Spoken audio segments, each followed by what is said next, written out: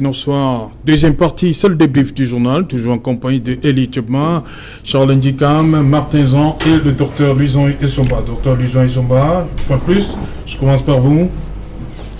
Rétropédalage, qu'est-ce qui se passe? Toujours sur la question du ministre. Oui. Oui, bien entendu, nous venons de suivre le journal. Le débrief ne fait que... Non, pas du tout. Ne fait que conforter... ne fait que conforter... Ça circule là, on dit que c'est un fake. Ne fait que conforter la position que nous avons depuis le début de cette émission. Écoutez, c'est jamais autour. Les questions de santé sont celles de politique publique et comme je l'indiquais tout à l'heure, sont celles à prendre au sérieux. Oui. Puisque l'une des missions fondamentales de l'État, d'ailleurs c'est précisé dans notre constitution, c'est de prendre en charge les questions de santé des citoyens camerounais. C'est une mission constitutionnelle et ça fait donc de sorte que chacun à son niveau devrait comprendre que la mort est d'abord personnelle. Elle n'est pas collective d'un coup, c'est-à-dire qu'en réalité, lorsque vous ne respectez pas les mesures barrières, c'est d'abord à vous que la mort se pointe devant vous et quand vous mourrez, l'État va continuer. L'État ne s'est jamais arrêté tout simplement parce qu'il y a eu un mort. On a perdu des citoyens ici lors des accidents de la circulation. Monsieur Elie Tchebma en parlait tout à l'heure.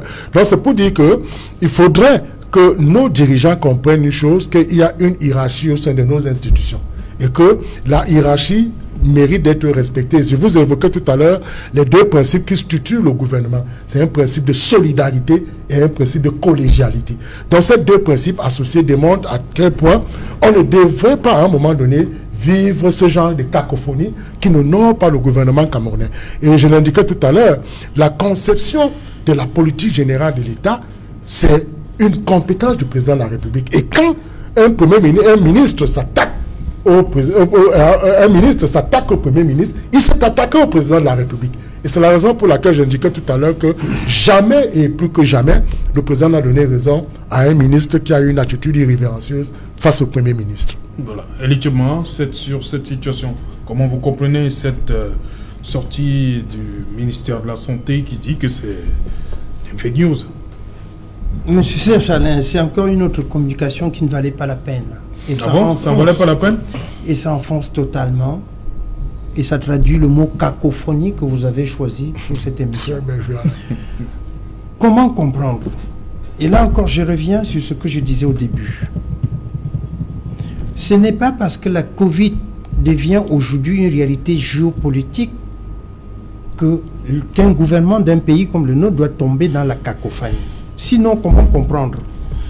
Au cours de l'émission tout à l'heure, M. Nofele a évoqué les chiffres qui nous sont donnés par l'OMS.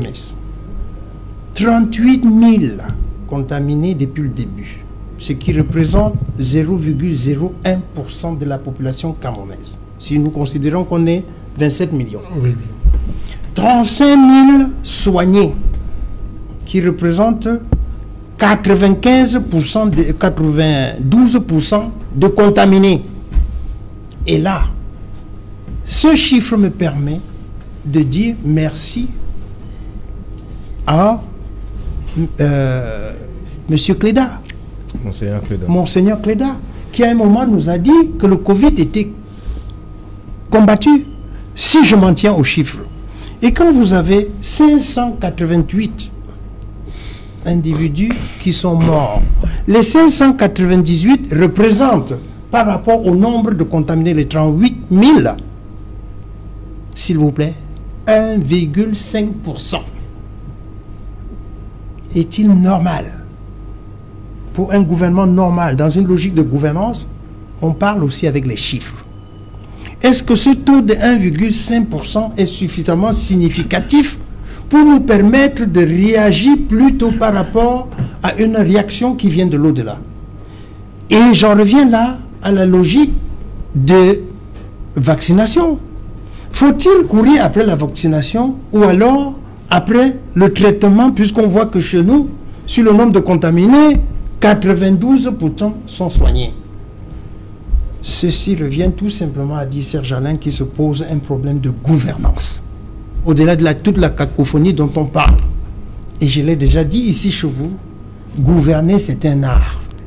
C'est l'art d'utiliser son intuition pour mettre ses compétences, ses connaissances au profit de la gestion et de l'administration. Rien de ceci n'est visible sur tout ce qu'on entend depuis le début. Comment un ministre qui a validé éventuellement une lettre peut quelque temps plus tard prétexter que c'est un fake news? Alors, ça vous fait rigoler, mais franchement, si c'est ceci, gouverner notre pays, je reviens à mon propos d'entame, nous n'avons plus le droit de débattre sur certains sujets. Nous avons intérêt aujourd'hui à regarder dépérir l'État du Cameroun, à regarder les souffrances qui nous guettent avec l'ensemble des événements et de tout ce qu'on a, et de réfléchir sur comment se battre pour trouver aujourd'hui les moyens de survie et de rendre notre économie plus viable et permettre à une population de vivre mieux. Charles Ndikam, votre réaction face à tout ce qui s'est passé aujourd'hui? Vous comprenez la sortie Je suis presque démuni tant tout a été dit et oui. Je suis en train de chercher le... Non, on veut votre lecture aussi. Vous revenez la lecture de Charles Ndikam. Si c'est la lecture, elle est identique à celle de mes deux prédécesseurs. Oui. C'est la dialectique qui m'invite maintenant peut-être à créer des mots, parce que je pense que tout ce qui existe dans le dictionnaire en la matière a déjà été utilisé. C'est une curiosité planétaire. Voilà un pays où, vous le constatez, dans la même journée, dans le même ministère, le numéro 1, le numéro 2 pondent chacun dans son coin. Veulent-ils nous faire croire une note? Et se rendant compte a posteriori de l'erreur, le numéro 1 vient dire que ce que le numéro 2 avait fait, c'est un fake. Bon, ça veut dire que Dr Ndjok lui-même ne s'est pas rendu compte que son fake circule abondamment dans les réseaux. Mais le même Dr Ndjok, je voulais lui rappeler, quand il était encore en charge, quand il était en charge à la Quintini et qu'il avait déclaré, avec l'aide de ce même ministre, que mon ami d'enfance, paix à son âme, était le premier mort du coronavirus, mais que pendant ce temps, on refusait que son personnel, puisqu'il tenait un établissement public, soit testé, parce que personne n'était mort du coronavirus. Ça, c'était dans la matinée, il était mort à 5 h du matin. Docteur Ndjok, Monsieur Manaouda, vraiment, ce n'est pas une obligation. Même un décret, on peut refuser d'en être la victime, parce que vous allez en être les victimes. Vous allez en être les victimes parce que s'il y a bien une constante même dans la manière de fonctionner de M. Biya, qui est un pur produit de l'administration, c'est que ce que vous êtes en train de faire là, c'est pas John Goutte qui va payer, c'est vous qui allez en payer le prix, et le gouvernement, celui prochain est tout prêt. Mais en attendant, comme il s'agit de la vie de nos compatriotes, il est question de se ressaisir, et que vraiment, même le projet de décret là, oubliez, parce que vous ne forcerez aucun Camerounais à se vacciner. La chose qu'il faut faire aujourd'hui, c'est ce que le Premier ministre a prescrit en fin de semaine dernière, c'est refaire une campagne massive pour faire comprendre aux uns ou aux autres qui doivent appliquer les mesures barrières déjà pour eux-mêmes et pour leur environnement proche. Ça, c'est ce qui est aujourd'hui impératif. Par la suite, quand ce don du ciel nous arrivera, si vous avez 2 ou 3 bureaux libérés avec des gens qui réfléchissent un peu dans le ministère, ils peuvent déjà s'atteler à voir comment ils distribueront ces vaccins. Mais en attendant, l'urgence là aujourd'hui, c'est qu'on ne voit plus le type de cacophonie que, par exemple, nous venons de vivre lors du journal à Bafoussam et ailleurs, où chacun fait comme il veut, quand il veut. Et vraiment, je voudrais tirer mon chapeau à John Goutte. Mais je voudrais plus avoir à le faire. C'est qu'à un moment donné, lui aussi, quand il se rend compte que tout ce qu'il dit, tout ce qu'il demande n'est pas fait, il faudrait que lui aussi sache en tirer les conséquences. Mais être entouré de tant de ministres dont le sport favori est la défiance, j'avoue que ça l'amène qu'au sujet et au thème que nous avons choisi aujourd'hui, la cacophonie. Voilà. Martinzan, cette situation, vous comprenez? Oui, la réaction du ministre? Oui, je la comprends très bien. Comment ça? Le docteur Ndjok, lui, Richard, n'a pas compris. C'est un principe juridique. Docteur Somba ne va pas me démentir cela. Lorsque on vous donne un ordre manifestement illégal, vous n'exécutez pas.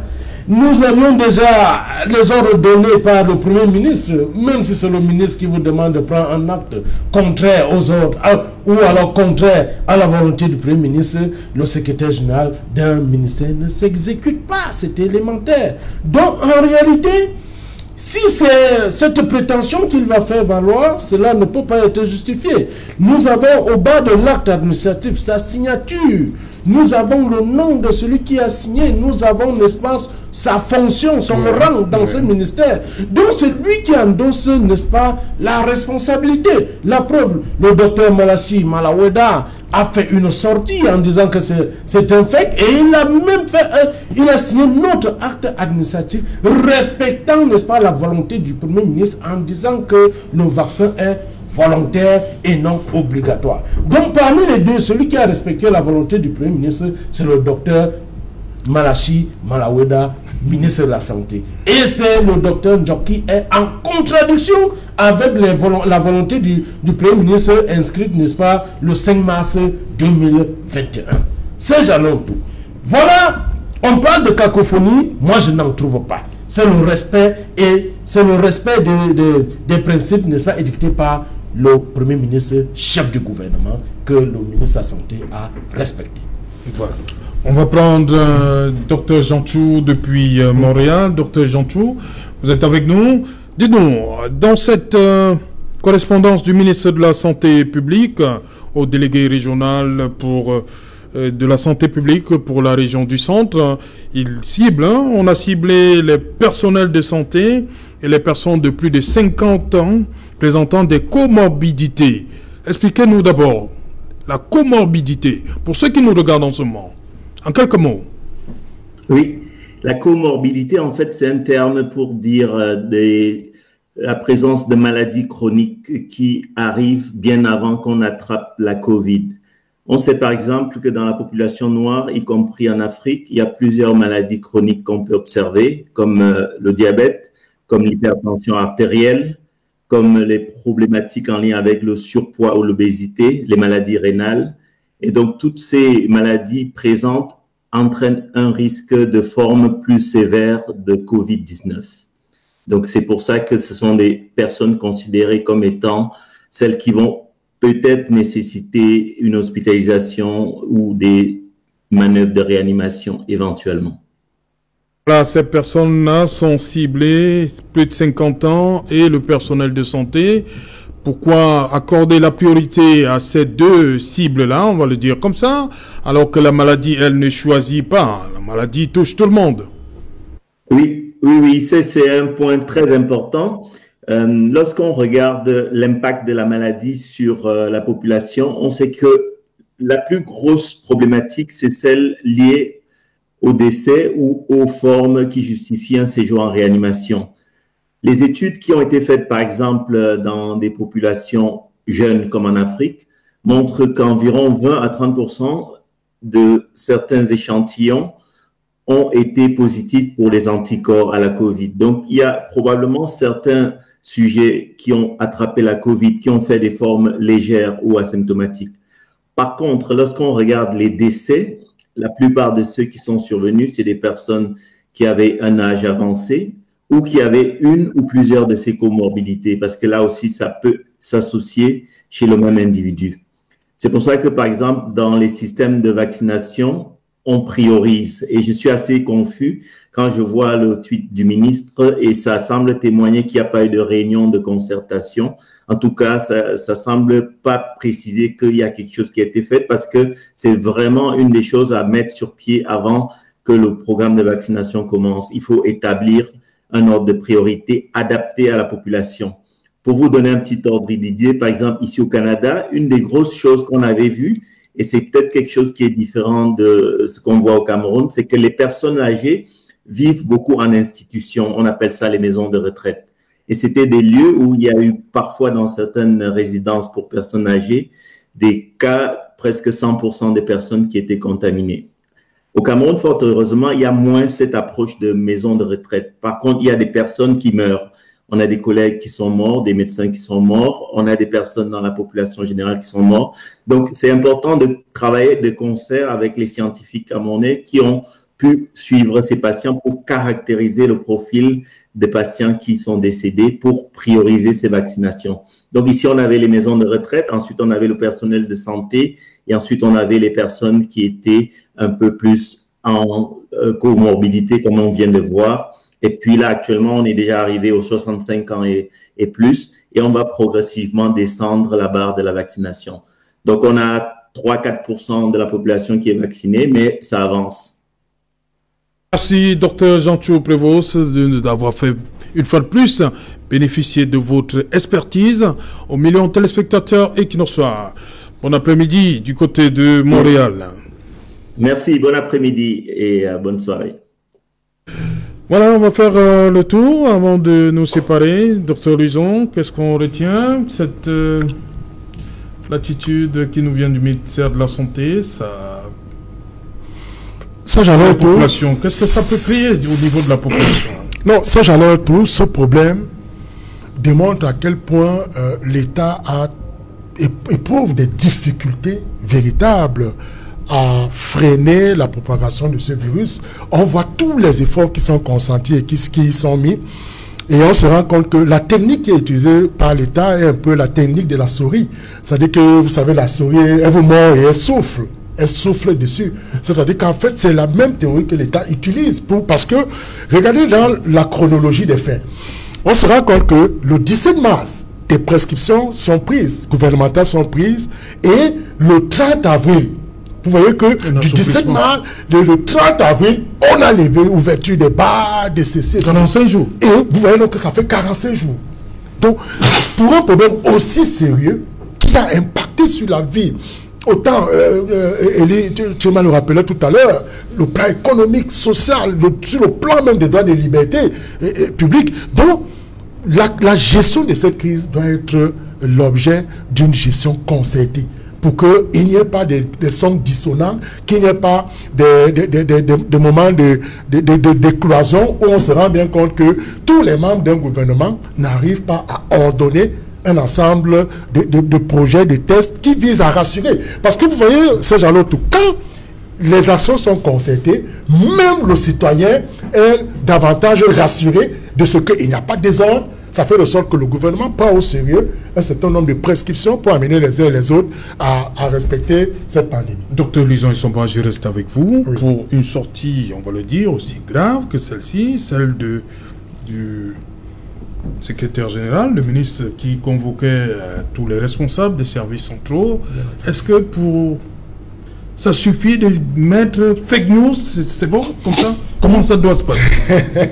Ça suffit pour convaincre les gens? Non, pas du tout. Je l'ai dit tout à l'heure dans mon propos prélégomènal. L'économie, 4 lettres, 6 lettres, ça ne suffit pas. Je ne voudrais pas revenir sur il faut revenir, c'est sérieux. Non, sur l'argumentaire des gens tout à l'heure, ça, il utilise une option politique. J'avais déjà développé les aspects techniques de la question. Tout ce que je voudrais tout simplement relever, c'est simplement que les uns et les autres observent que en réalité, il y a des sons dissonants, surtout l'irrespect des tests, parce que depuis le 5 mars, le Premier ministre prend une instruction, une prescription, j'ai appelé ça des circulaires réglementaires, qui s'imposent au respect non seulement des citoyens, mais aussi de ses collaborateurs et même des ministres, parce que en fait, tous les ministres, je l'ai indiqué tout à l'heure, le ministère de la Santé fait partie des ministères directs qui dépendent de l'autorité directe du Premier ministre. Donc, cette sortie, ce rétropédalage, n'honore pas notre ministre de la Santé. J'espère qu'il a très vite compris qu'il faut éviter d'entrer en un duel frontal avec le Premier ministre, parce que là encore, lorsqu'il y a une cacophonie, comme vous l'avez si bien utilisé, ça fait en sorte que les citoyens eux-mêmes ne sont pas rassurés des mesures gouvernementales. Voilà, il y a un risque, élitement. Il y a un risque dans la cacophonie, là, dans votre domaine. Toute décision... risque à la population.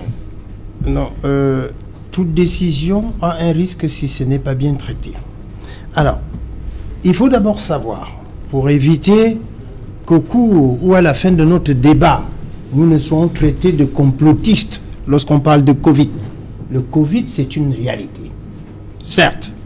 Mais je ne voudrais pas accabler le gouvernement camerounais, puisque si on prend les États-Unis, la France, l'Angleterre et les autres grands pays, ils ont les mêmes discussions chez eux par rapport au traitement de cette histoire de Covid. La seule chose, et c'est là au moins, ou néanmoins je vais revenir sur le gouvernement camerounais, c'est que face à une situation donnée, nous devons réagir en fonction de notre spécificité.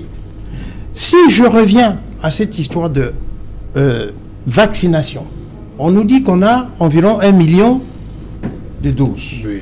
Alors, nous avons vu les chiffres tout à l'heure.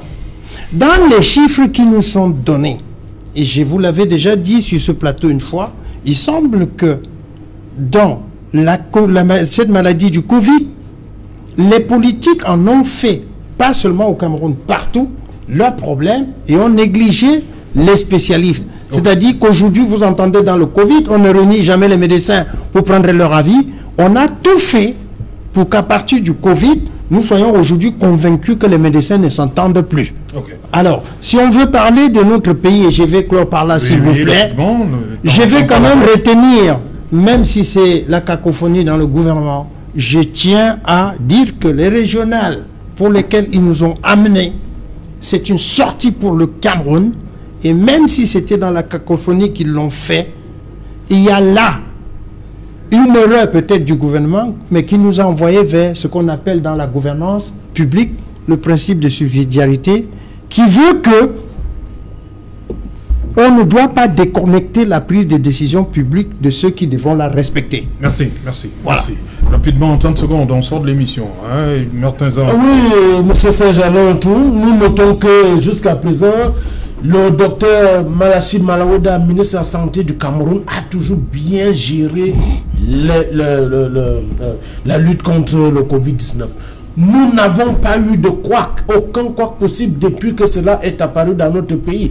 Nous avons félicité, le peuple camerounais a félicité le docteur Malachi Malawoda et le Premier ministre qui tient, n'est-ce pas, ce combat d'une main de fer. Donc nous allons, n'est-ce pas, aussi continuer à féliciter le chef d'État parce qu'il met à notre disposition la sécurité au niveau de la santé, la sécurité sanitaire pour toutes les populations. Monsieur Saint-Jalin, autour et bonsoir aux populations non-guantais dans l'arrondissement de Colmatin. Merci Charles Dicam.